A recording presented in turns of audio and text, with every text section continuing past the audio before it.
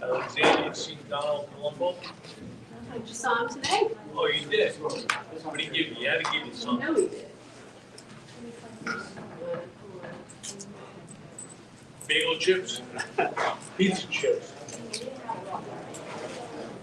Yeah. Nice.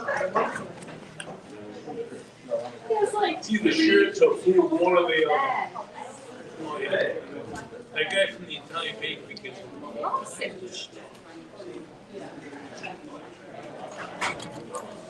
All right, everybody, good afternoon. Providence Public Safety Complex. And we're going to be starting momentarily. Update on the situation with Brown Shooter.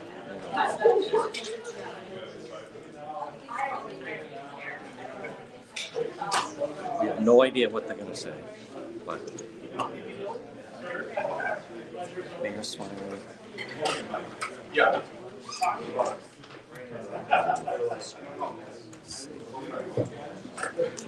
We should be good. Hi there, Janet.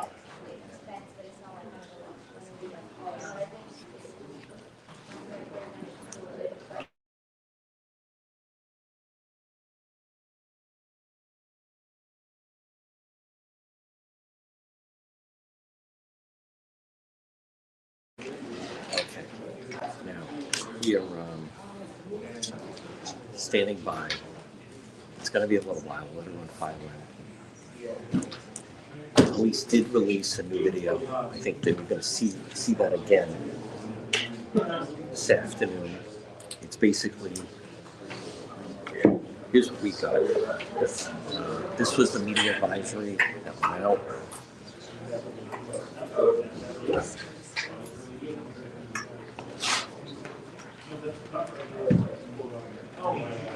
So it says, Mayor Smiley will join Providence Police and additional law enforcement. Let's see if the FBI shows up.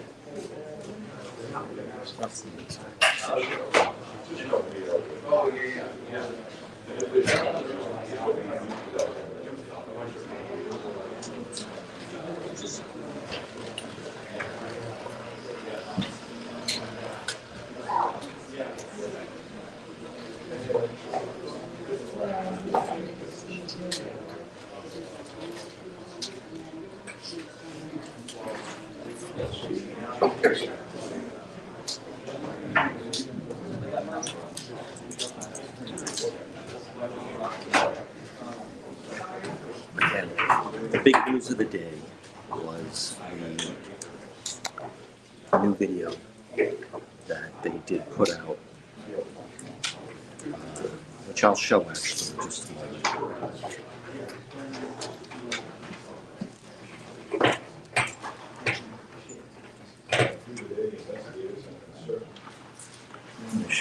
Providence Police released this video. I'm going to show it. First, that's on TikTok. And you're going to see the suspect.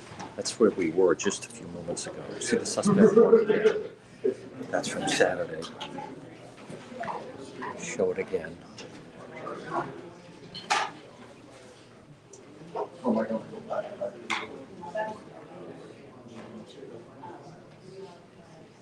There you see the suspect in the frame. It's not that much different than the original one that we saw. which I'm also going to reshow. So we are waiting for the update. Thank you, Chris. Now, the plan is, everybody that is, if you're watching on YouTube and X and Facebook, thank you, Chuck Manso, that we plan on going live tonight, probably around 7. Let's see how long this goes.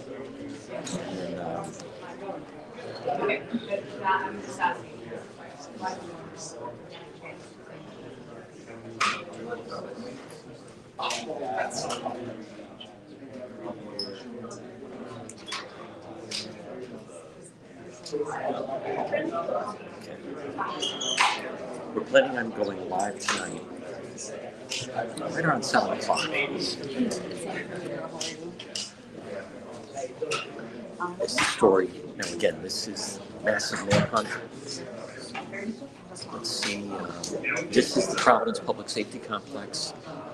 Well, we'll see. I know that the mayor, listen, I was not in the press conference yesterday. I'm sure the mayor wants to keep everybody updated. So you're not missing anything. And we're going to wait and see. Let's see how this plays out.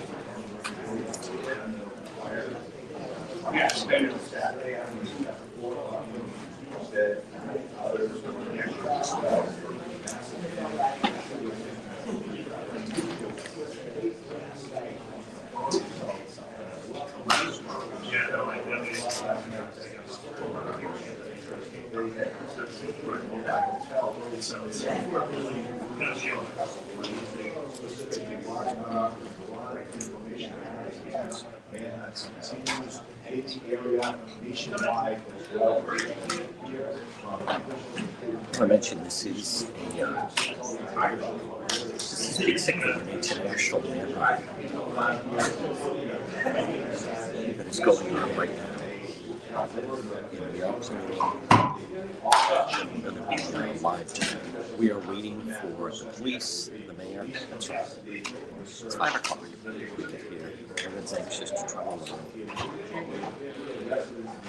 This remains the image of the suspect that they have been talking about. And that was the image. This was released Saturday night.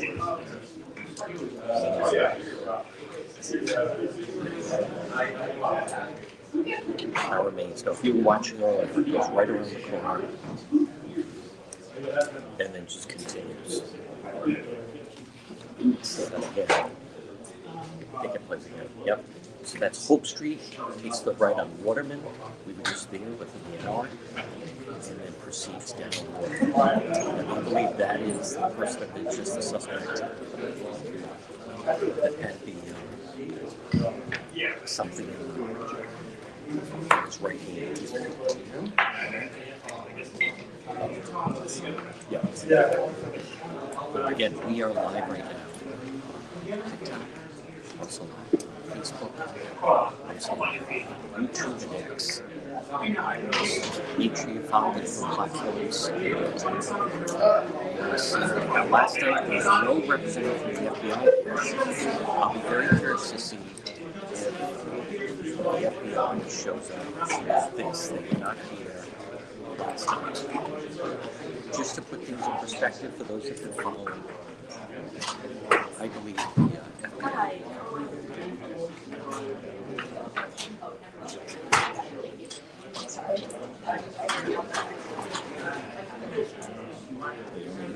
Hey, cool. You want, oh no, I'm going to. I'm live right now. Okay. Yeah, I can talk to you. Hold on, I just want to know. Or I'll just give you my. You can text me. I can type in you. Here's my cell. Okay, I'm going to text you right now. I still have 617. Yeah, 617. I'm 617. 96212. That's looking all over. It's like a senior moment. All right, I'm gonna call him King. So that's good. What did it take? What's that? I called you. So you get that? No? Oh yeah, is it the name? That's me. Yeah. How about the Walsh thing is like an act. Exactly. And in other news, I know. Like, crazy. Brian Walsh. Yeah, Coop anytime. Thank you.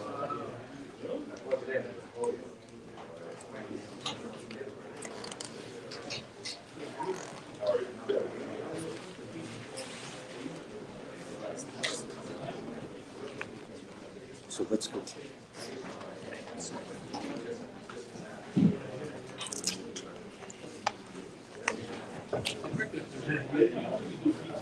Okay, and I also want to be very clear to everybody. Again, they're going to be starting in just a couple minutes. That room is full. With me, this is an international story. I don't think so. They lost again. But let's retrace our steps of what happened. This incident took place Saturday afternoon, and Saturday night they were trying to gather all the information. And then at 3:45 in the morning, somehow overnight, the Providence police got a tip that there was an individual at a hotel in Coventry, Rhode Island. So the FBI went, and the FBI, the U.S. Marshals, and the Coventry police, they grabbed the individuals, and basically, FBI told Providence police, like, we solved the case for you. And Cash Patel put person of interest is in custody, and almost like case closed. And obviously, as the day went on, and the Providence police started to really investigate, they realized that was not the individual. The guy said that the person in the room, he said that he had not left his room, and then they also, I was told from a good source that they did ballistics and found that the weapon had not matched. So it is my belief this person jumped the gun yesterday. He jumped the gun, and then the FBI was not the briefing last night. So I want to show you, this is important, I have this up on info.com, but Cash Patel put his result early this morning, and he was trying to say FBI in Boston, they had in fact essentially solved the case and had the individuals. And now obviously we all know that is not what happened. And I also want to mention though to everybody that, hold on one moment. No, it's like that's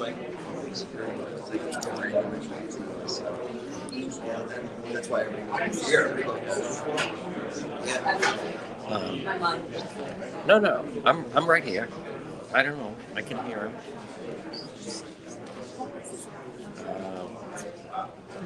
What did the kids say at the hospital? Well, they haven't released it.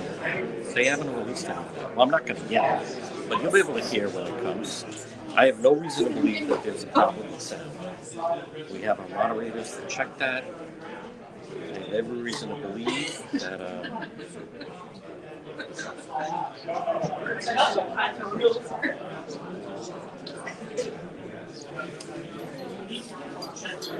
I have not actually heard an audio from our moms.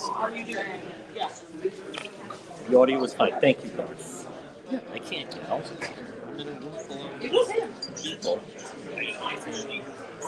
Yeah, the audio is totally fine. They're not saying anything. I'm not doing a big John Bina booming voice. No, you're going to be able to hear when the briefing starts. You're going to be able to hear everything very, very soon. Thank you. The mods can operate with a short hook. I've been using my shoulder surgery. It's going to be, listen, between now, yeah, thank you, Joe. I bought this like sling bag just to We're going to wait until we start. Again, we have some time to go.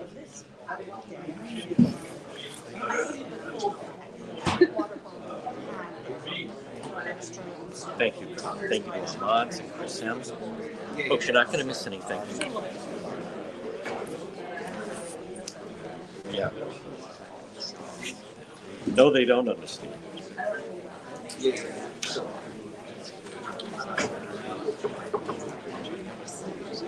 Okay, just to repeat, so we're live right now on TikTok, we are live on Facebook, I didn't know you were we are, coming. amen, we're live You on can't stay. X, and we're live on YouTube. So, What time? Oh, I you know, we are, I think they're going to be right on time. Where's Nora? Not only do you have, obviously, Rhode Island media, you have New England media, you have national media. Fox News is here. All the major networks, all the major newspapers. Thank you for the donut. As we're climbing towards our goal on TikTok, press conference is scheduled to start at 5 o'clock. So we're going to be starting.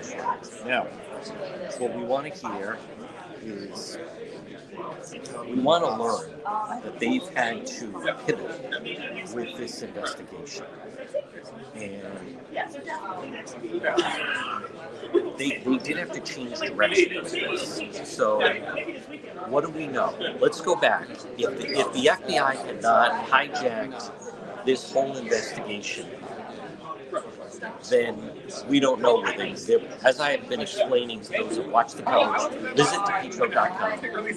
And what we know is if the FBI had not thrown it off, with this whole business of someone, person of interest team, then what they're doing today, they would have done on Sunday. So they were definitely impacted by the FBI.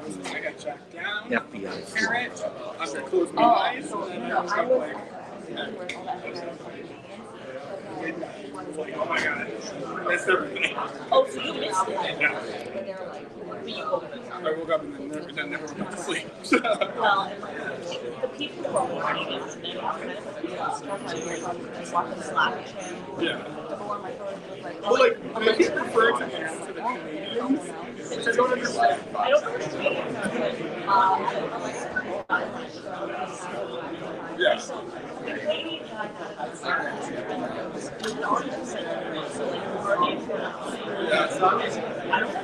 Yeah.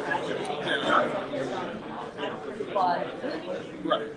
But it was her. Oh, it's good to have resources and lots of bodies, but it's like Too many. it's too many. I want some tea today with this girl. She keeps asking me what did you do? I want her to tell like a story.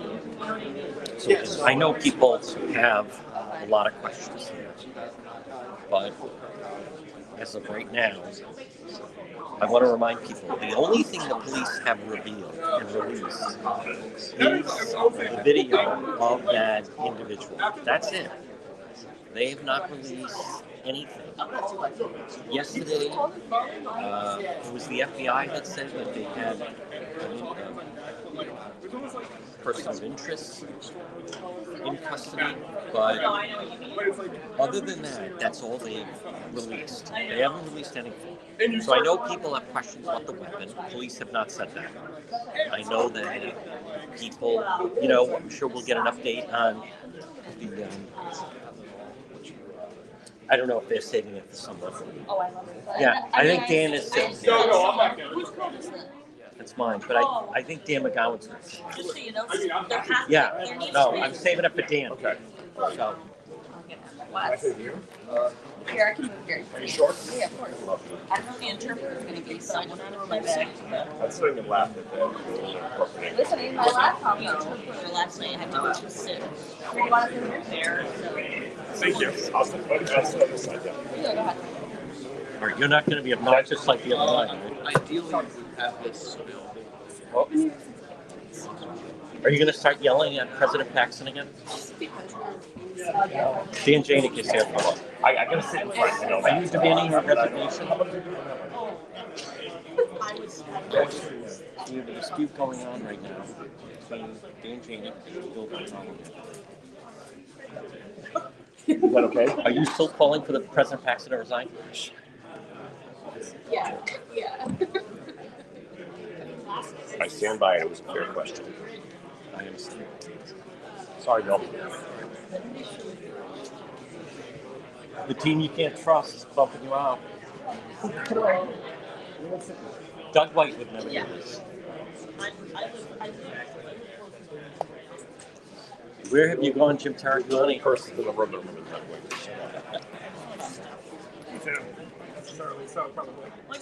I didn't know where the Dave. All right, folks, Dan Janik is here. He's wearing a pin. Paxton must resign.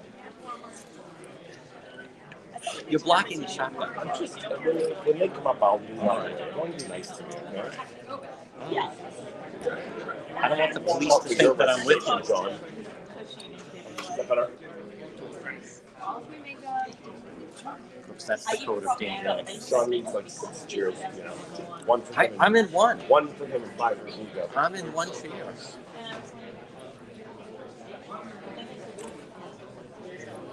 Oh, are they going to go live for you? Okay, I didn't know. They might, I don't know. I'm just saying. All right.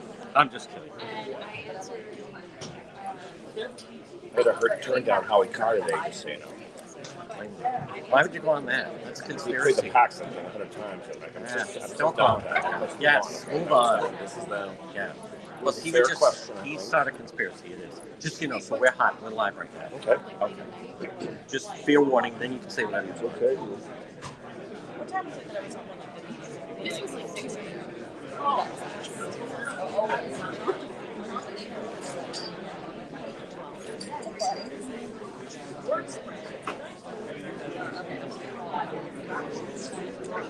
You're doing the time. Oh, yeah. 100%.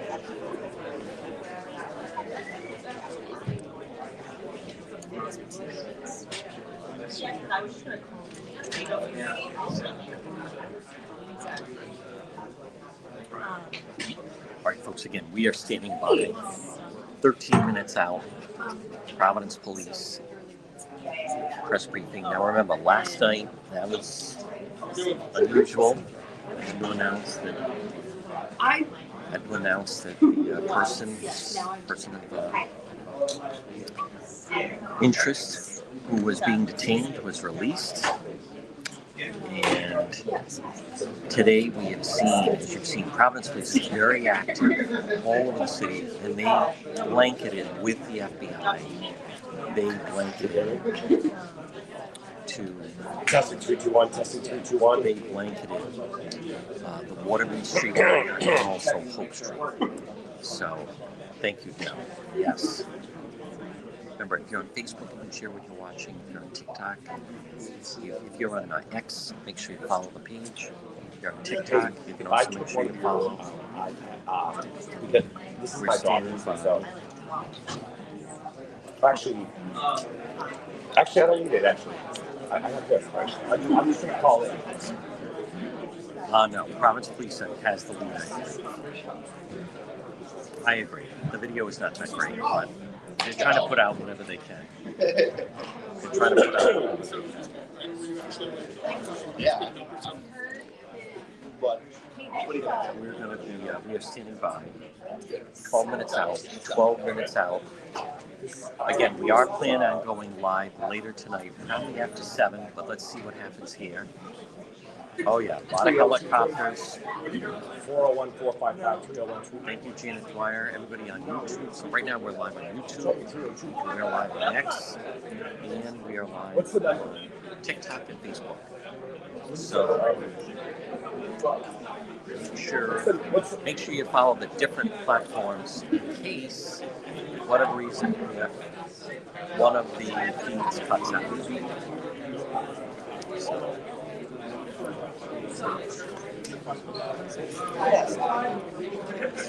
Now, it's my understanding it's going to be Mayor Smiley and the Providence Police. So a couple of questions. Now, someone from Governor McKee's office. Hopefully they should go right to the press conference on time. It won't take so if they want me to be about ready. The governor might be here. So just dial in now. Yep. I don't know what kind of news we're going to get. Well, I'm going to check DePietro.com. Because as I map out, I believe they were hijacked by the FBI and Cash Patel kind of threw them off. They basically barged into the hotel in Coventry and said, "We have your suspect for you." That's basically what happened. And it really threw off the police. It threw off the investigation, to say the least.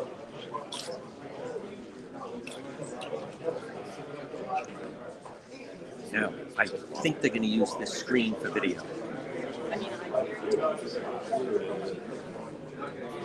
Now, I also want to... So, we've not heard that they... Let's see what they have to say. I know people have a lot of questions. I know people want to ask, are the people at the hospital saying something? People ask that. We want to know, are there more cameras? People want to know, do they have any new video? Let's see if they release any new video. They did release some new video this afternoon, but I know a lot of people didn't think that that was great video. Some other questions. Now, keep in mind, all the students were allowed to leave campus. Yes. I'm talking into the mic. Yeah, there's nothing I can do. Of course. Yes. Yeah, I'm aware the mic is hot. I'm talking. I hope people can hear me.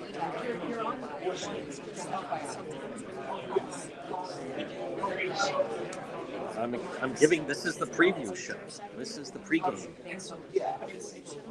You know the mic is hot. We can hear everything. Well, other than that, I'm talking to myself, which I'm not. Yes. I'm well aware.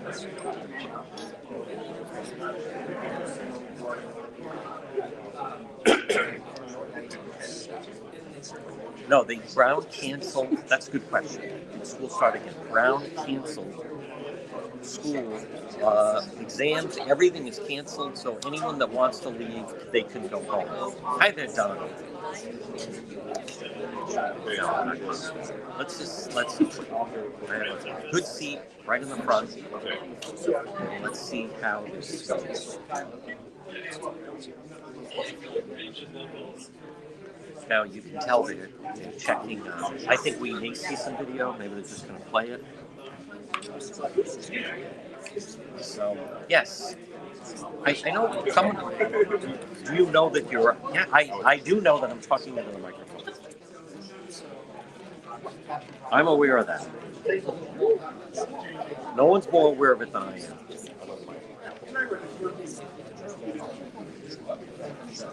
Okay, here we go, everybody. We're going to be starting momentarily, coming up at 5. Thank you, everybody. Stay tuned again. This press briefing is going to be starting momentarily.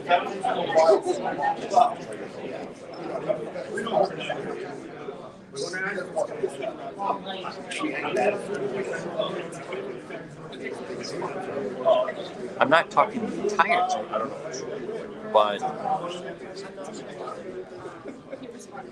okay, here we go. Okay, yeah, we're going to be starting momentarily. As you can tell, we are right in the front, so I want to give you the best view, and then that way we can interact with all the questions and so forth. Can you call them? You want me to call? Call them and ask them what's going on, or maybe it's just my phone. I don't know.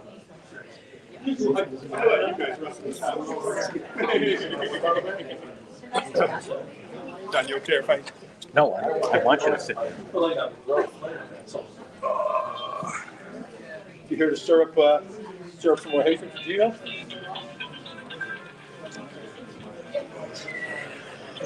I swear to God. You should say that. You should ask her exactly as written. I'll ask her. line between Dan McGowan and Dan Jane. The dance. Yes, and we're hot.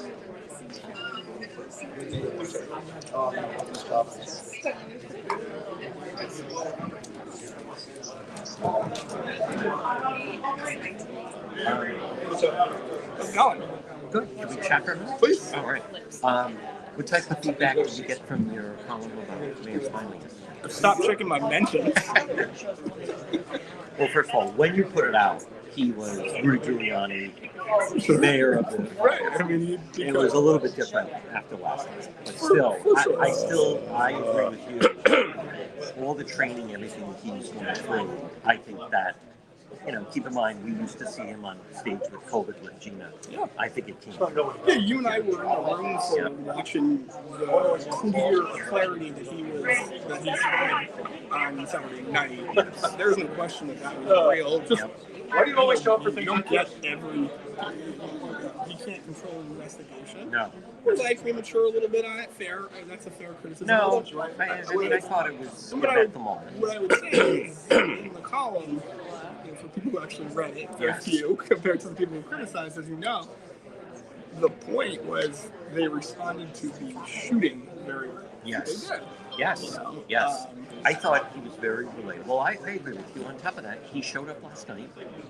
The FBI did not. He's showing up today to do this. So that says a lot. You and I both know a lot of political leaders that would go into the bunker. Sure. Would not I mean, I see would them. the bunker. Yes. Right. Now, I'm going to ask you two things. You don't have to answer the one. I don't think necessarily, my opinion, that Governor McKee helps him by being on stage with him, because I think the governor carries a lot of baggage because of the bridge. You may be right about the bridge. I wasn't thinking that. What I was thinking was when the governor is there, you want the governor to be the face. Fair enough. Right? You're used to that as Gina Raimondo in the past, or any governor. Governor Kucheri, Joe Garrity, those moments. And so Sure. I do think when you're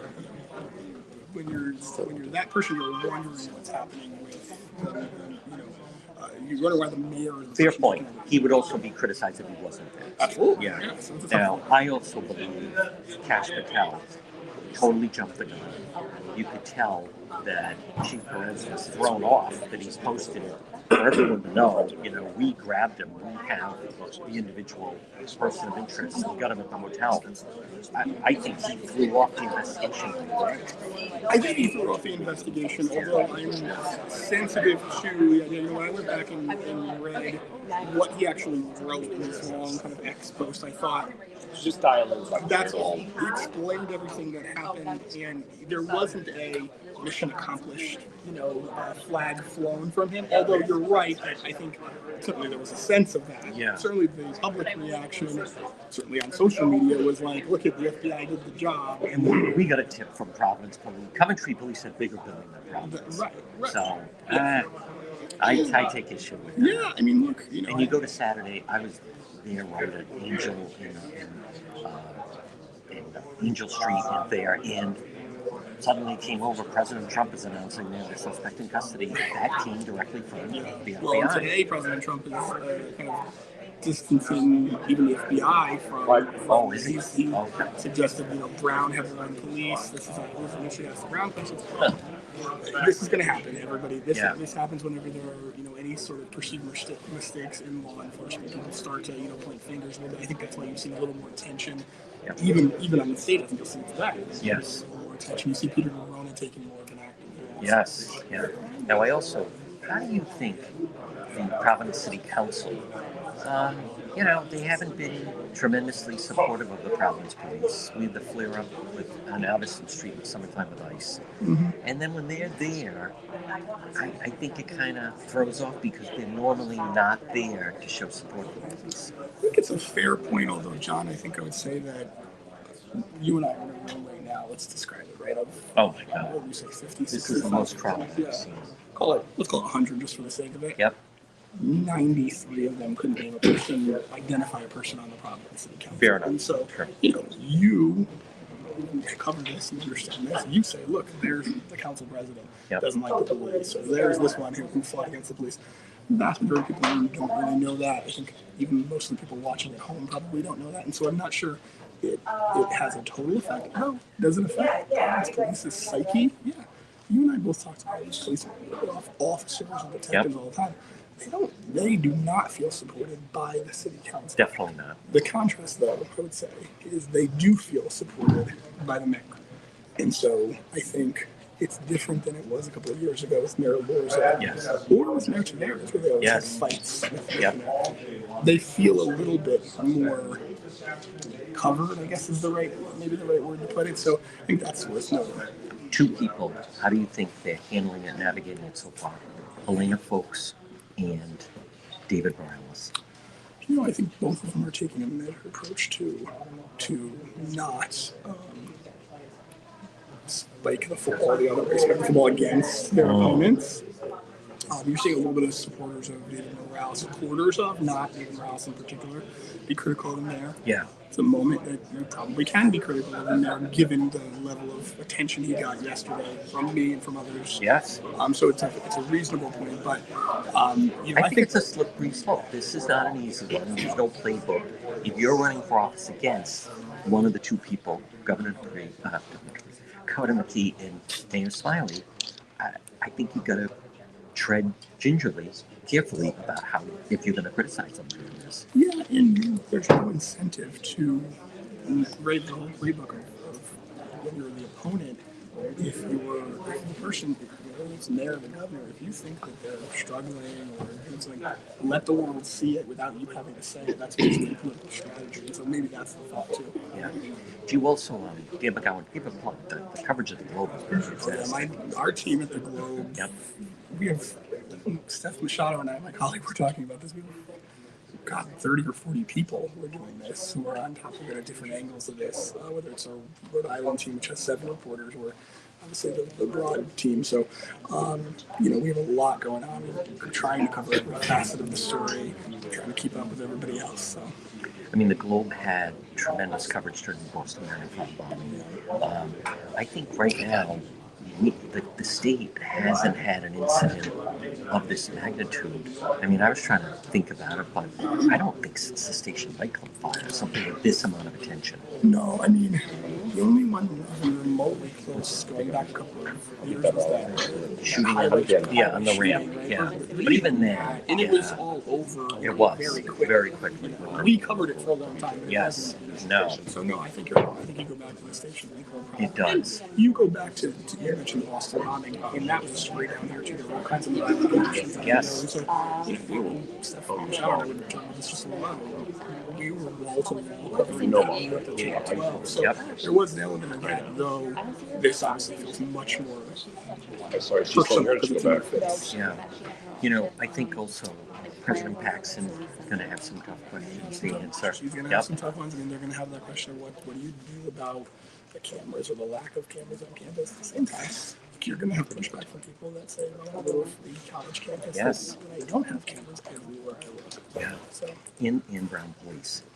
Same thing. And Brown Police has an ongoing kind of fight with its management versus its rank and file. So I think there's going to be some questions about what they're doing. People don't realize that it's not just Brown University Security. They have a police force. Yeah. And they normally work very hand in hand with Providence Police.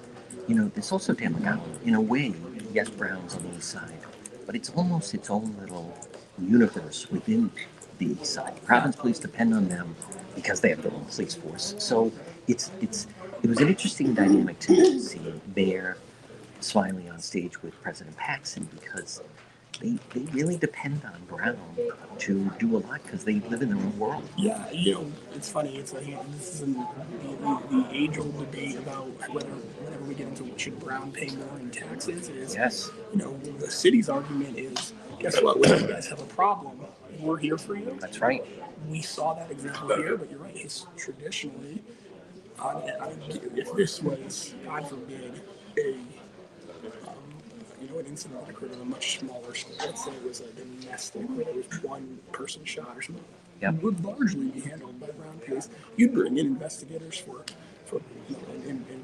prosecution, So maybe that's a bad example. Let's use it as if it's a non-shooting. Sure. Usually it's going to be handled by the ground. It is. A lot of breaking and entries or robberies and things like that. those things are But what's interesting is maybe Providence Police, let's just jump it. Maybe they say, hey, we want lock cameras here. We want more cameras here. In a sense, Brown could say, and I don't know the answer to that, but Brown could say, well, no, this is our campus and it's private property and you're not going to do that. Well, you're going to get pushback from students. And, Yes. and by the way, and I think that would be the easy thing to say, but people who are listening to us talk about this would say, well, of course, there's the progressive kids on the Brown campus. I think it's true of most college campuses. If you when you were in college, you didn't necessarily weren't thinking like this probably at the time, but you necessarily want cameras watching every single thing you do all the time. I understand the inclination to be, alarmed or concerned about it, but you're right. I mean, I think there's nothing that spurs action like tragedy, and so whether they like it or not, I think you're probably going to see at least an effort made to say, like, hey, in all the buildings, we're going to have a lot more cameras, things like that. Yeah. You know what else, Dan McGowan, and folks, we should be starting shortly, but the President Paxson, in a way, she was able to navigate all the protests since October 7th of the year before.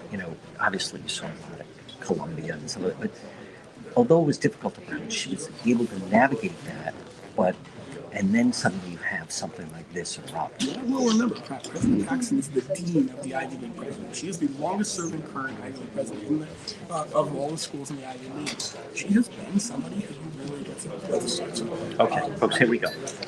This is Mayor Smiley, and it's Chief Perez, it's Governor McKee, Attorney General Morona.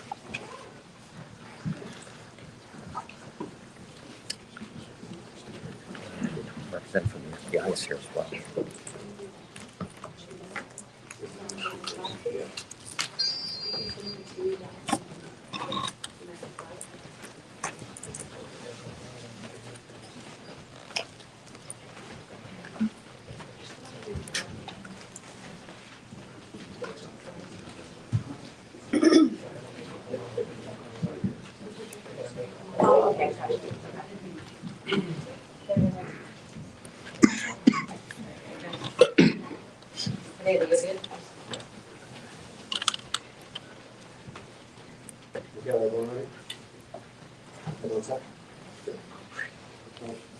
Good afternoon, everybody. Again, I'm Providence Mayor Brett Smiley. In a few moments, we will hear from Rhode Island Governor Dan McKee, Providence Police Chief Colonel Oscar Perez, and then Ted Dock, Special Agent in Charge from the FBI.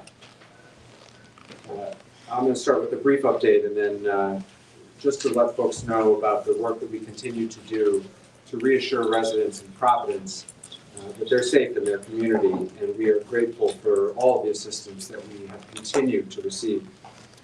As we announced last night, we would be providing enhanced police coverage throughout the Brown community, throughout the East Side, and really throughout the city of Providence. And what residents and neighbors saw today was exactly that. There was specific enhanced coverage in Fox Point, Whalen Square, on Thayer Street, and on Hope Street, which are the commercial districts in the area. And I want to express the city's profound gratitude to the following departments who provided mutual assistance and additional coverage today. First and foremost, the Rhode Island State Police have been excellent partners, and I'm grateful for the governor of making sure that those resources are available to us here in Providence. But we were also assisted today by friends from neighboring communities here in Rhode Island, which is a terrific way in which our colleagues from throughout Rhode Island have been assisting. Today we had extra help from North Kingstown, North Providence, East Providence, Central Falls, and Pawtucket. Many other communities have offered to help, and we expect to take that help in the days to come. But through that mutual assistance of our neighboring communities, we were able to provide that additional coverage. Secondly, we were able to provide coverage to our schools today. We did have school here in Providence. I'm glad we had school today in Providence. We'll have school tomorrow in Providence. This is the last week of the semester, and it's important for our kids to be in school, and so we're encouraging parents to do what's right for their family. We understand that there are probably difficult conversations happening at the kitchen table right now, but if you're comfortable, you should send your kid to school. Providence Public Schools are open, and we have police coverage at drop-off and pickup times to provide that extra sense of safety and security for our families. I spent the morning out at our schools too, in the neighborhood to be there for our parents. And they certainly were glad to see an officer helping out. And so, as we've said many times, but it's important to continue to say we're so grateful for the tireless effort of law enforcement, not just to assist with the investigation, but to help all of us feel safe in our homes. At this time, I'm going to turn the mic over to our Governor Dan McKee. Thanks, Mayor. And just like all of us, we want to see the individual that pulled the trigger on these young kids identified, apprehended, and brought to justice. I can tell you from the state level, we're continuing to coordinate our state police and instructed the colonel to make sure that all the resources that are available are being employed through the direction of the mayor, but that partnership is incredibly important. I also know that the schools are not only being impacted on the higher education in Providence and also K through 12, but I also have heard and have been in contact with our Commissioner of Higher Education, Sharon Gilkey, along with our Commissioner of K through 12, and Ella Infante Green, to make sure that we are reassessing all safety issues in all our schools in the state of Rhode Island, and more to come on that. The issues that have to do with mental health, coordinating around the state through our higher ed and through our K through 12. I've assigned Director Leclerc to make sure that they're coordinating all of the social services, all the mental health help that's out there, so that we can kind of also deliver that on a statewide basis. With Family Services Rhode Island today on Hope Street, and just seeing what they're doing, and it's being duplicated all around the state of Rhode Island. So I think it's important that we do everything we can out of the governor's office to support what's happening at Brown, the community of Brown, Providence, but also knowing that this is impacting on a statewide basis. So we're deploying that efforts to make the effort to let people know that we want to do everything we can so they can be safe and feel safe. And then finally, we want to make sure that all Rhode Islanders know that everything that is physically possible is being done, and partnering in with our federal, the FBI, our state law enforcement, and also the local law enforcement to bring an individual and identify and bring that person to justice. We also have been involved in communicating with the League of Cities and Towns today. With Randy Rossi, they've sent out a message to deploy their vehicles, their police vehicles, at the beginning of school day, at the end of the school day, all around the state of Rhode Island to, again, show that we're serious about having people and the families feel safe, and that everything that's being done to make sure that happens on a statewide basis, because this has become a statewide issue that is being impacted families and people throughout the state of Rhode Island. Okay. Now we'll hear from Colonel Oscar Press. Thank you, Mayor. Thank you all for being here again. Here we are once again to provide you some of the highlights and the progress that the Providence Police Department, along with several agencies, have gone together and stepped up to come up with this. I want to remind you that this is a very active investigation, very complex investigation, and it's the dedicated work of the men and women of the Providence Police Department, the Detective Division, the Community Response Team, the Special Response Team. It's all hands on deck. And on top of it all, you have the state police who's assisting us, and every other federal partner that has been in these buildings for several hours. And I want to commend and applaud them for the work that they have done. And that includes the FBI, HSI, ATF, the IRS, the marshals, and several other agencies, analysts that are here. So it's pretty active, because we want to make sure, as the governor stated and the mayor stated, to make sure that we identify these individuals and bring them to justice. Our work that initiated today and continues to initiate for a while since it started, we're at the 49th hour. There's no one that wants to put this individual in handcuffs than us. So this has brought us to a new lead, which I momentarily will be able to provide you with. That's going to include video of this individual, as well as photos of this individual. We're asking the public for assistance to be able to identify this individual. The photos that I will be able to show you are coming from the area of Hope Street near Benevolent and Manning. And those photos and those videos were retrieved around 2 p.m. on Saturday the 13th. And we believe that that's the same individual that we showed you from the previous video that we released. The public is encouraged to use the tip line, which is pretty active. We have a tip line which is staffed with officers from the Providence Police as well as analysts, and they're taking calls as we speak. And we want the public to use that information that they have that may be beneficial to this investigation. They need to call 401-272-3121 +0. I was going to direct you in order to provide the tips that you are providing to us. As well, you can access the FBI website at fbi.gov/Brown University shooting. Please, I'm going to ask you all to follow our channels to stay appraised of what's going on and to stay accurate. There's a lot of channels and a lot of stuff that's going out there that's circulating the wrong info. And I told you when I first met you that there's appropriate info, there's accurate info, and it's going to come from us. So I please and plead with you that you access those type of channels. Again, we're asking for the public assistance in identifying this individual that we're about to show you, and we'll release this video on Twitter and my Twitter account momentarily. I'm going to turn to the video behind us. I'll be able to show you in 2 seconds. Officer Meg, and if you can just activate put the videos up. So this is the first video that we're showing you. This is the individual walking. It's on the sidewalk of Benevolent.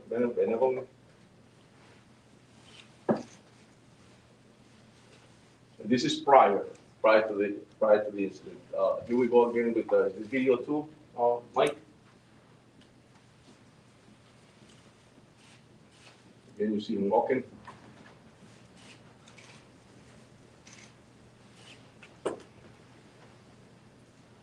Go on to the third video.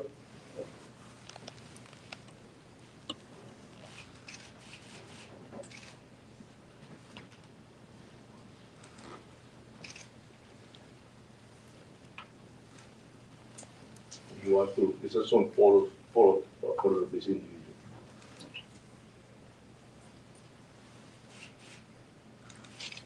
And they will all be timestamped. The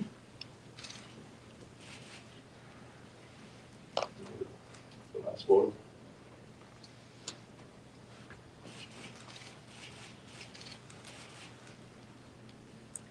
Thank you. So we'll be providing this as well, and I ask you all to please make sure you all put them up, and then anybody in the public that has any info of this individual, we ask that you call our tip line, and we'll also have the numbers in the website listed. Yeah. Thank you, Colonel. The last speaker today will be Special Agent in Charge from the FBI, Ted Dox. Thank you, Mayor. And good evening, everyone. My name is Ted Dox. I'm the Special Agent in Charge of FBI Boston. We know there's a lot of public concern about the horrific mass shooting at Brown University on Saturday, and rightfully so. I can assure you that law enforcement team standing before you today has been working around the clock, 24/7, to ensure justice is fully served. While we mourn the devastating loss of the victims and those who were critically injured, the FBI and its partners are dedicated to honoring their memory through a meticulous investigation. Tonight, as Colonel Perez stated, we are renewing our call for the public's assistance in seeking any and all information about the shooter. No amount of information is too small or irrelevant. We are also here to announce the FBI is now offering a reward of $50,000 for information that can lead to the identification, the arrest, and the conviction of the individual responsible, who we believe to be armed and dangerous. We're asking everyone in Rhode Island and beyond to review the new images of the suspect, share them on social media, and come forward if you have any information. You can contact the FBI at 1-800-CALL-FBI or the tips provided by the police department at 401-272-3121. Or you can also provide tips electronically and submit it to tips.fbi.gov. We're also doubling down on our efforts to obtain images and video of the shooting. Those can be submitted online at fbi.gov/Brown University shooting. Our agents and analysts are fully embedded with our law enforcement partners, including the Providence and Rhode Island State Police. We are tracking down leads, canvassing neighborhoods, and developing intelligence. And right now, our evidence response teams remain on campus processing the scene. And folks from our lab from Quantico are documenting the trajectories of the bullets to reconstruct the scene. It's painstaking work, and we are asking the public to be patient as we continue to run down every lead so we can get victims, survivors, and their families, and all of you the answers you deserve. Thank you. Mayor, can you tell our chief officer to say a statement in Spanish, please, for Spanish media? Yes.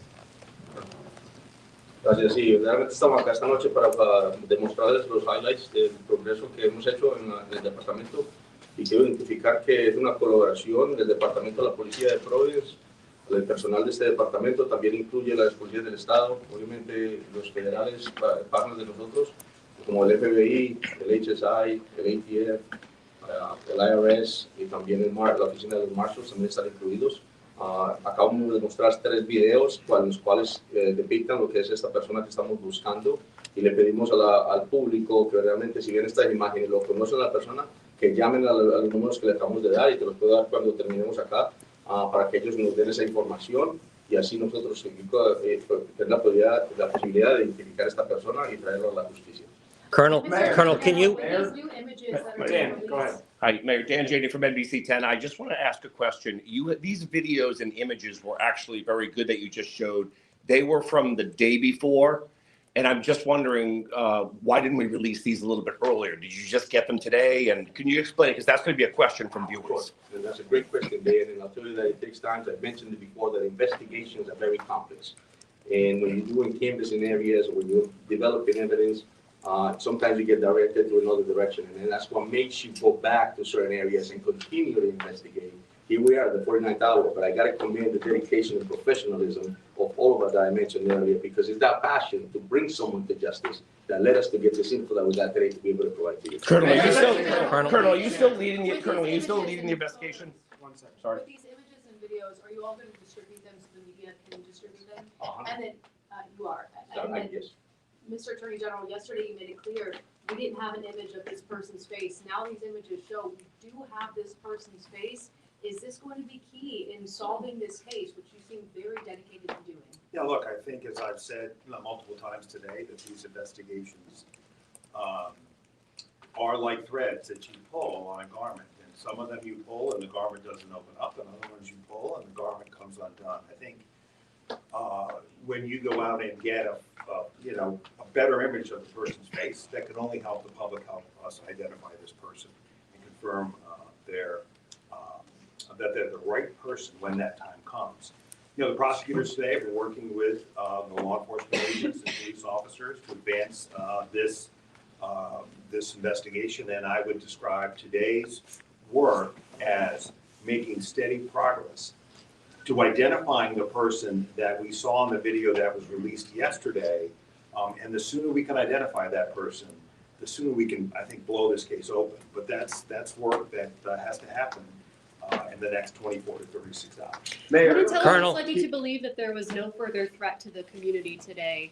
You mentioned yesterday that there was no additional evidence. Can you just expand upon that it's the same as yesterday, which is ever since 4:05 on Saturday, which was when the first call came into Brown. There's been no new, credible, specific threat anywhere in the Providence community. With respect, having Mayor, anything. there was no threats made prior to the shooting. So how can people feel safe with that information? The way in which we are trying to reassure our residents is through a noted, visible police presence throughout the community. It is going to be hard for my city to feel safe going forward. This has shaken us. That will be true tomorrow. I suspect that'll be true the day after the general convicts someone. This is a process to restore a sense of safety. But we're going to take those step at a time. And the first step in what we're trying to provide today, which we did well with the assistance of our neighbors, and we're grateful for it, is a noted, visible police presence to provide some confidence for families that are taking their kids to school, people who have to get to work a shift. You know, I spent lunchtime today walking down Thayer Street. And for our guests, Thayer Street is the commercial district right adjacent to campus. And you know, I talked to one of the women at Antonio's, which some of you know is a pizza by the slice joint, and she said, you know, I didn't want to come to work today, but I needed to work. I needed to take the shift, and that's a very real thing happening in our community right now. But she noticed, and she appreciated the fact that there were patrolmen walking up and down Thayer Street. It made her feel a little bit better.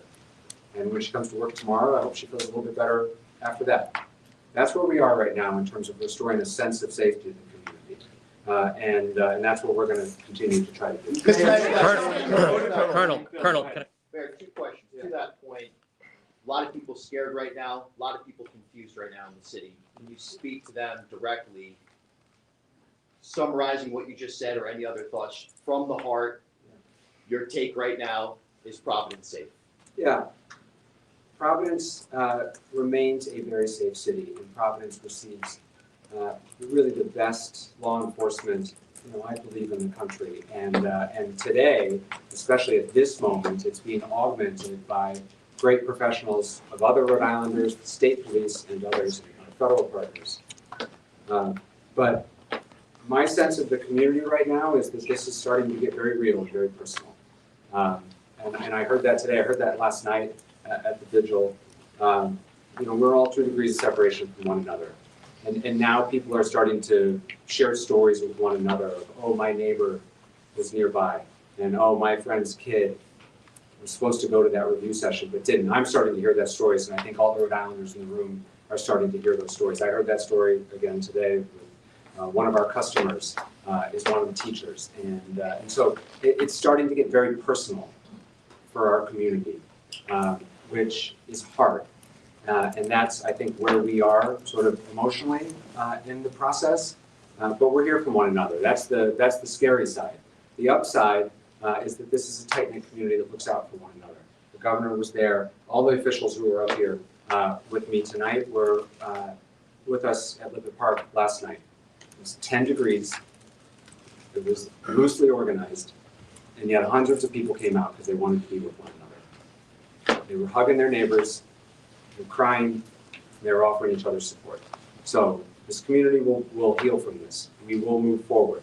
But that doesn't make light of, and I'm certainly not making light of, the fear and anxiety that persists. But the only way we're going to move forward through it is one step at a time, and today's one of those steps. Colonel, can I ask a question? Colonel, can I ask a question? Colonel, yeah. Do you have any idea what kind of firearm was used in the shooting? And you know how many rounds were fired? Do you have any details of that nature? It was several rounds. It was a small caliber, actually 9mm firearm was used. And it was several rounds into it. And obviously, as we all know, the casualties and the injured people it's just terrible. So yes. Colonel, can you have 2 questions? Who's the lead investigator on this now? And secondly, what do you believe that a person of interest was doing in that video and those pictures that you obtained? Yeah, so the first question, lead is, obviously we're taking the lead, but Okay. we couldn't do this job without the assistance, as I mentioned, in collaboration of all the different agencies and municipalities. Okay. This is a team effort. This is important to us. The mayor stated, you know, it has shocked the city, and a lot of people are concerned. So this is an effort to put handcuffs on somebody, and it takes a whole team to do that. Colonel. Hold on. My second question is, what do you think he was doing? Was he staking out the area? Because this was the day before the shootings, correct? Correct. And so, What do you think he was Wait, doing? day before or hours before? Was it hours before or days before? So it was a few hours before, and I'll tell you that at this point, that's all we had. So If we figure out what he was doing, we'll be able to find out further. Colonel, John DePietro, Road Patrol Live. Can you talk about, is it unusual to change the direction of an investigation as it's going on? That's a great question, John. I think that, all detectives throughout this nation and in the world understand that when you investigate in a case, it takes different paths. You start somewhere, you start here, and all of a sudden, something else pops off, and you're going in a different direction. And that's what happens. It's complex. And at the end of the day, you have to investigate. You have to pull every rock. You have to look at every video. You have to examine evidence. You have to check ballistics. It just takes a lot of work. You have to interview witnesses. And sometimes that takes you to a whole different path. And as a police officer, a detective, you have to make sure that you don't get into the tunnel vision in order to be able to do that right answer. So yeah, they do change. Are you concerned that the more time passes, it'll be harder to make an arrest?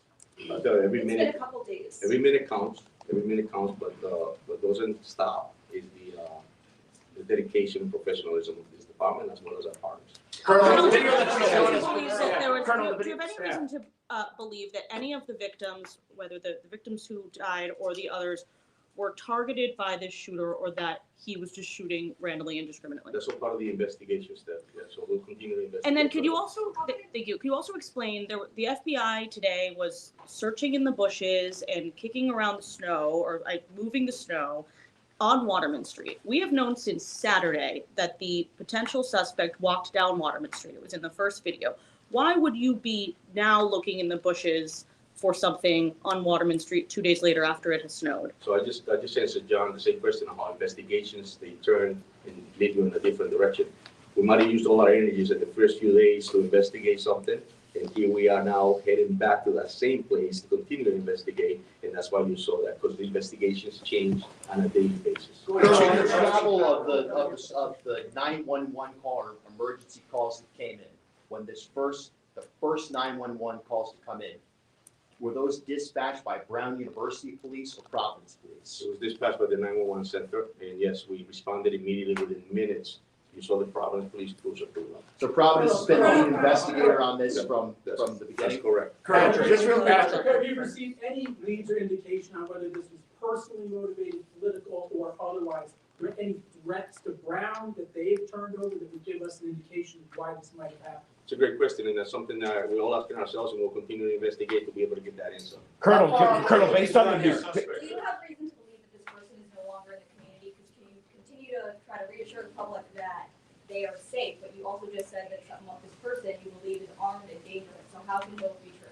Well, yeah, right. And that's something that's unknown, but like the mayor stated, I'll tell you that we have enhanced enforcement in that area. We have, Steph stated earlier, we have a lot of officers in the area, so in that sense, it's going to be safe. But however, as well, I just want to remind the community that our priority in law enforcement in the city is to keep our constituents safe, keep them informed, and to keep them committed to understand that we're a professional, we're dedicated, we're going to put somebody in handcuffs, and we're going to continue to do this job. So do you have reason to believe that they are no longer in this community? That's something that we're continuing to investigate. Colonel Perez, just real quick, Tom Quinlan, WPRO.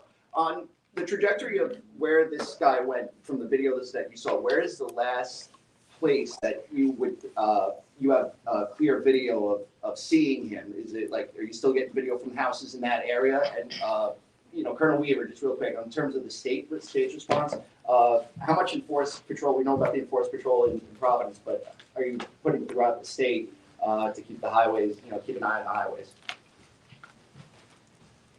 We have increased our patrols throughout the state, and we will respond accordingly to any requests for additional assistance. This is a collaborative effort, not only from our uniform division, but also our detective bureau is embedded here with Providence and our federal partners, and we will not stop until we find out who the suspect is and bring them to justice. Question for Attorney General. Wait, just real quick, back to Colonel Perez. I just want to clarify something, because it seems that we're a little confused as far as the video itself says 2 p.m. It was their day off 2 hours prior. So where's based on the pictures, that video from? Just finished with Go ahead. Thanks, Tim. Where's the last video that you actually have video from in that area? It's in the vicinity of Hope Street between Benevolent and Minnie. And that's before the shooting? 2 hours. That's correct, yeah. 2 hours, right? 2 hours, 4. Okay, my turn, Bill. Tom, this video that you just released, more than anything, is key to wrapping to this case, okay? We have a closer picture of his face, we have a closer picture of his body. Based on that and witness interviews, do you have a new description of the person of interest now? Because he looked like a guy just walking around, the neighborhood.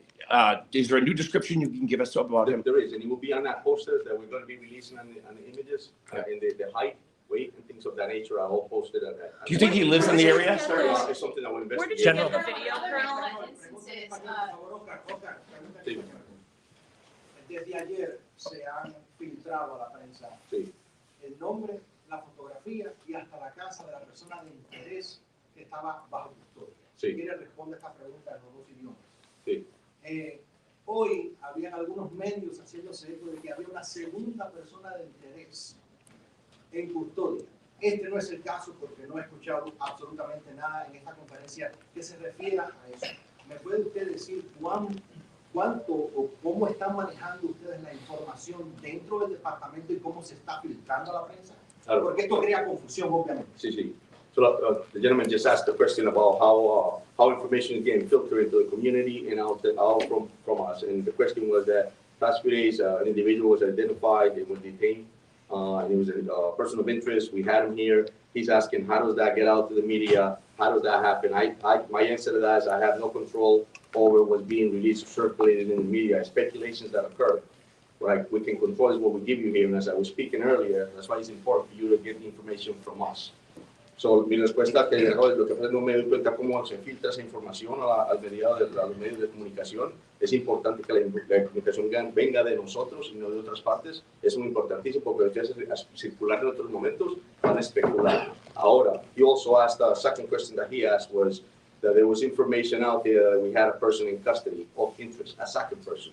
And that's not true, that's incorrect, and I don't know how that's circulated in speculation. So my answer to him is that, no, eso es mentira, hasta el momento no tenemos otra persona en custodia, lo único que tenemos lo que acabamos de informar. And building on that, Attorney General Marone. Chris. There appeared to be an issue with 311 services during Saturday's incident. A lot of neighbors couldn't get notification what issues were going on there, and has that since been resolved? Yeah, so residents in the city of Providence were notified in multiple ways, and certainly through all of your outlets, all official City of Providence social media outlets, Twitter, Facebook, Instagram, and we pushed out a 311 notice. If you are not the 311 notification system in the City of Providence, you have to sign up for it in order to receive it. And so 311 notifications did go out. If you are a resident of the City of Providence and you are not receiving 311 notifications, we urge you to please sign up. You can do so at the city's website.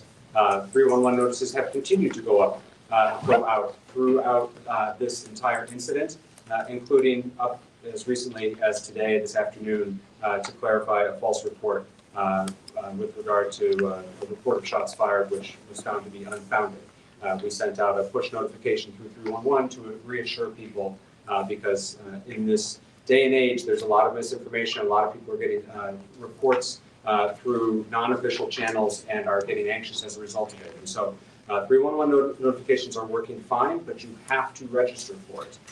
And you have to opt in for text messages. If anyone needs assistance for how to sign up for 311, if you are not tech savvy or if you are having problems, you can call the phone number 311 and we have staff available who will help register you.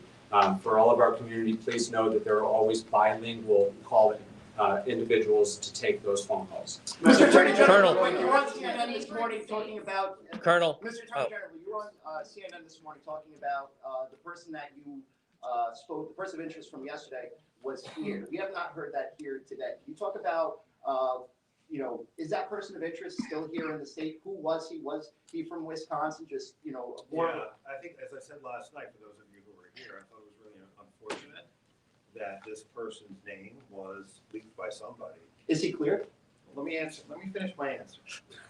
Was leaked by, was leaked. Excuse me? Why you finish the answer? Just answer his question. No, I haven't finished it No, yet. no, you always come with the same answer. No, something else, I'm gonna finish it. So, the person who was held It was unfortunate that his name got leaked, because it's one of the reasons why we use words carefully, and detaining someone because they're a person of interest is different from having a person in custody that you're gathering evidence to charge. I mean, that's a place in investigation that eventually you get to. We weren't there with this individual, so it's hard to put that name, back in the bottle. He has been cleared. He is not a person of interest any longer. The investigation is now focused in another direction. But I want to clarify something the chief said. That doesn't mean that while part of the team was focused on him, other leads weren't being followed up on. What's critical here is that we reconstruct, and the police know this, our prosecutors are working with them.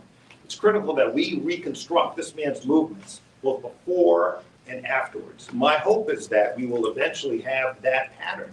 But when you ask Steph, why are they looking in particular areas, where he was and what his movements are developing as we obtain additional evidence. So that can't explain why people are looking somewhere today as opposed to 2 days ago. We're learning more about his movements as we gather additional video evidence. And that video evidence has been coming in at a much greater degree than it was 12, 24, 36 hours ago. Why, you ask? Some people were away for the weekend. Some of these places were businesses. So what the team is doing, there are a bunch of teams doing different things, exploiting electronic evidence, exploiting physical evidence, meaning forensic evidence from the crime scene, canvassing the neighborhoods. And those are the threads that when you pull them, will open this case up.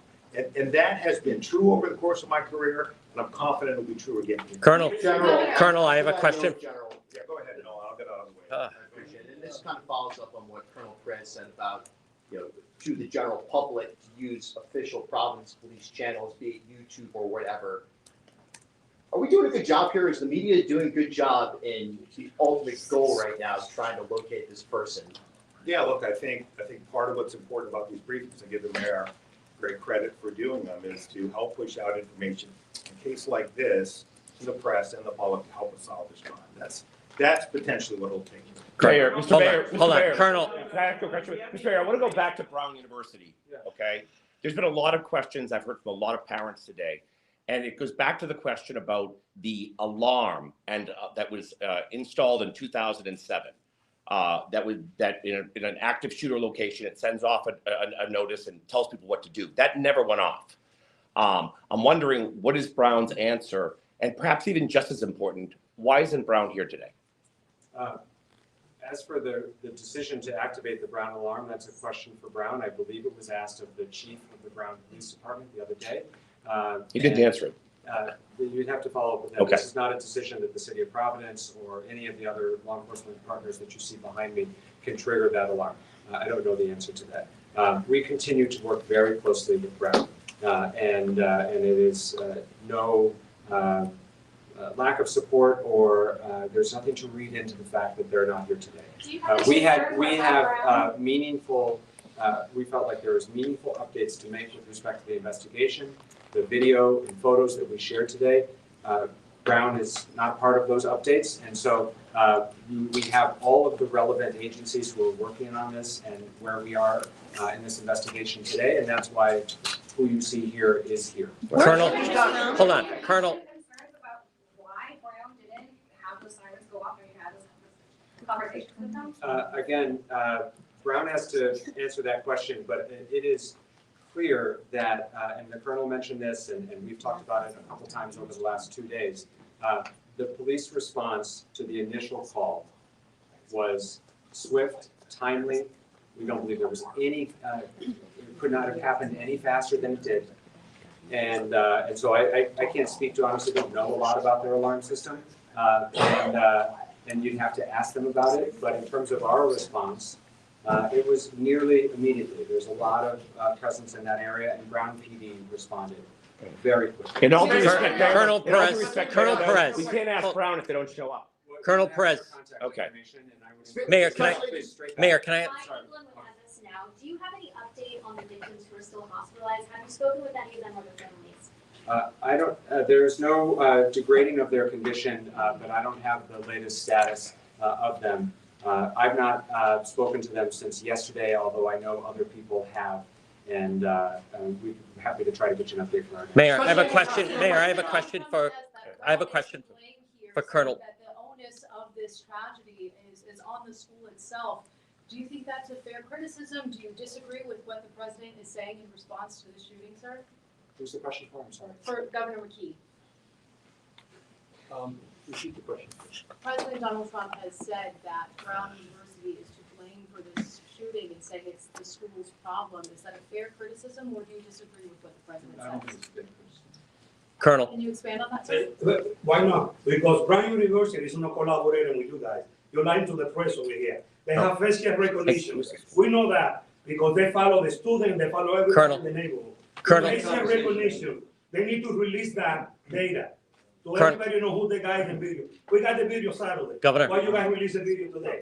Governor, can I? Colonel, hold on. Colonel, I have just a question for. Okay. Just for a second. A couple things. First of all, Brown University and Brown Public Safety, Brown Police Department has been a close collaborator throughout this process. That's not true. I do not accept that criticism. Oh, come on. We know that. Secondly, everyone you see behind us, we've all been working for now 49 hours. We're tired. We're serious about the task at hand. I know all of you have been working very hard, and I suspect all of you are just as tired. The press has been a great partner in pushing out relevant, factual, timely information, and we are grateful for that. This crowd has grown a little bit over the last 48 hours, and I know that people are weary, and so I'm asking, please, for a little bit of patience and grace, and we have been fully transparent. We continue to answer your questions. We will continue to do so. But the best way to inform the public and to ask for their help is for these opportunities to not degrade into baseless accusations, and we will point them out when we hear them. Question for the Colonel. Colonel, we learned, you revealed that the shooter used a 9mm. Now, there's a report the shooter yelled something right before his shot came in. Could you tell us what that was? Yes, part of the investigation. Okay. Now, the only reason, hold on, the only reason I asked that, though, is, for instance, like with the Unabomber, his brother recognized the writing. So it's possible a friend or family member might recognize if the person said something that was significant.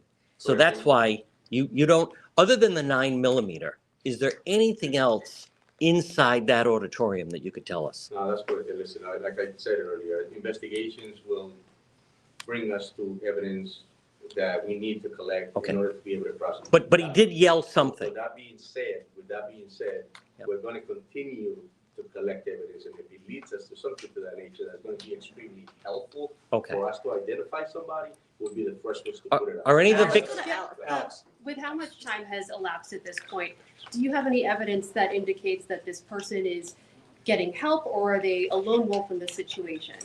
Yeah, so we'll continue. Those are great questions, Alex, and I think that's something for us to continue to investigate. This is active and it's complex, and so that we may have an answer to that if by themselves, but that's not something that we have ruled out. Could you just? And we won't do that. So, Can you just explain, Colonel, where the images came from? We won't rule anything out. Like I told you earlier, this is a complex situation. It's fluid. But we'll continue to do our job in order to be able to get those answers. Colonel, to follow up on John's question, did somebody actually yell? You were describing the suspect, the person you looked for, someone in his 30s, another he said 20s. What you've seen, the picture that you've seen, can you now, through FBI profiling that's been done, give us a better age and whether or not he has any connection at this point, 49 hours later, to that classroom, that lecture hall, and to the Brown University campus? Can you say that lecture hall was targeted? Because he didn't, we saw the video of him going around the neighborhood that you just showed us, but he didn't go anywhere else into that campus. So can you say that that classroom was targeted? I'll tell you that what I can tell you is that this individual definitely targeted Brown University. It's clear that we're here speaking about that. And I can also tell you that obviously it's something that we're looking into as far as if there's anything else that he was targeting, but it's all open. Was there another question to that, Bob? I asked about the approximate age because this is the first time we're seeing his face. And just like with the marathon bombers, when the authorities finally put those pictures out, within hours, those people came up. So now that for the first time the nation is seeing this image, frontal image of this suspect. Yes. what are you able to, in the SAC from Boston especially, what are you able to now determine? And we have that, and they have been extremely helpful, and we're going to be able to provide that to you so that you can put it on your own websites. But do you have that Colonel, right now? Colonel, You have Colonel, actually Colonel, can I just? Dan's got the last question, and then we're gonna wrap it up. All right, I want to ask two questions, and if I could, Mayor, to follow up on John's question, did the suspect yell, like has been reported, and there's been some erroneous reporting, but did he yell when he came into the classroom? And how valuable have witness statements been from those who survived? Listen, my heart goes out to the victims, it goes out to the families, and I'll tell you that their cooperation has been extremely helpful. And that, with that being said, we'll continue, and I'm going to respect the fact that, and I hope that they get better, and my heart and soul goes out to them. So. Did he yell though? Did he So say that's something? That's something that we're investigating. We took statements. Is there any audio from the scene? So, And cell phones? Mayor. There are a lot of cell phones. Question for somebody. We're gonna wrap it up here. For your planning purposes, we will continue to brief in this location until we say otherwise. Can we just do it in channel 10? We also, unless there's a significant update, we don't expect to brief further today and expect to do this again tomorrow. Obviously, it's subject to change. Please make sure you're on the press list. If you're not, you can see Josh. That's how notice will be made. But for your planning purposes, that's our expectation. Thank you all very much. Well, we can,